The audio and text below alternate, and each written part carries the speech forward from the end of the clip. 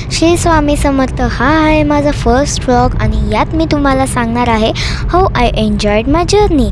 चला तर फिरूया. हा आमचा पहिला म्हणजे आमचा डे 1 होता कटरा टू श्रीनगर. आणि यात आम्ही काय बघितलं, आम्ही सर्वात मोठा टनल बघितला आणि त्या टनलच्या वर संपूर्ण डोंगर होतो आणि आम्ही त्याच्या खालनं गेलो. म्हणजे बघा ना किती एन्जॉईंग आहे. आणि रस्ता खूप थ्रिलिंग होता, बट आम्ही तो पार केला आणि आम्ही बाहेर आलो. आणि आता आमचा फर्स्ट डेस्टिनेशन होता श्रीनगर टू शंकराचार्य मंदिर. श्रीनगर टू शंकराचार्य मंदिर ऑलमोस्ट 5 to 6 किलोमीटर्स असेल. आमची जर्नी स्टार्ट झाली 8 AM आणि आम्ही तिथं पोचलो आय गेस 8:30 AM पोचलो आम्ही तिथे. आणि रस्ता पण किती सुंदर होता. हे असे झाडं आपल्याला कुठंच बघायला नाही भेटत, माहिती आहे का. शंकराचार्य मंदिरला जायला 100 ते 150 स्टेप्स आहेत आणि ते चढल्यानंतर वेगळाच आनंद भेटतो आणि वेगळाच लुक पण भेटतो. तर तो लुक तुम्ही पुढे बघा. आत्ता आम्ही चाललो आहे आणि हे बघा, ते जे मागं लेक दिसतं आहे ना, ते पूर्ण डाल लेक आहे. हे बघा, शंकराचार्य मंदिर अशा जागेवर सिच्युएटेड आहे, तिथनं पूर्ण श्रीनगर आपल्याला दिसतं. हे आहे शंकराचार्य मंदिर. माझी बहीण, मी आणि माझी आई आणि आम्ही तिथनं लगेच गेलो डाल लेकला. डाल लेकचा थोडासा व्ह्यू एन्जॉय केला आणि त्याच्यानंतरनं पुढचं डेस्टिनेशन काय आहे ते तुम्ही लवकरात लवकर बघसाल. तुम्ही श्रीनगर आले आणि डाल लेक एन्जॉयच नाही केला असं होऊच शकत नाही, कारण की श्रीनगर पूर्ण डाल लेकनी कवर आहे. हा 36 किलोमीटर्सचा डाल लेक आहे, नॅचरल आहे आणि तो पण असं कुठनं डॅममधनं नाही केलं आहे. आणि त्याच्यानंतर ना आम्ही गेलो मुघल गार्डनला. तिथं आम्ही खूप सारे फ्लावर्स बघितले.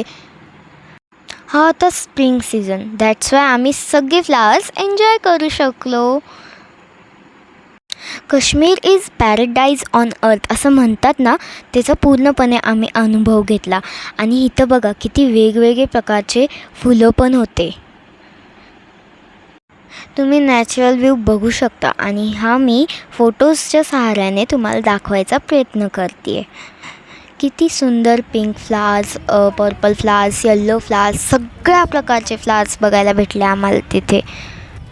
मुघल गार्डन हे वर्षातनं एकदाच पूर्ण भरलेलं असतं फुलांनी स्प्रिंग सीझनमध्ये.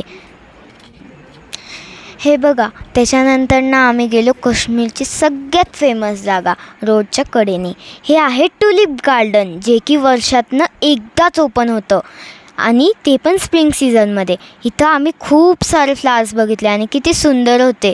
हे फ्लावर्स आपल्या इथं नाही उगत, हे फक्त काश्मीरमध्येच उगतात स्प्रिंग सीझन्समध्ये. पिंक, रेड, पर्पल, येल्लो सगळ्या प्रकारचे फ्लावर्स होते.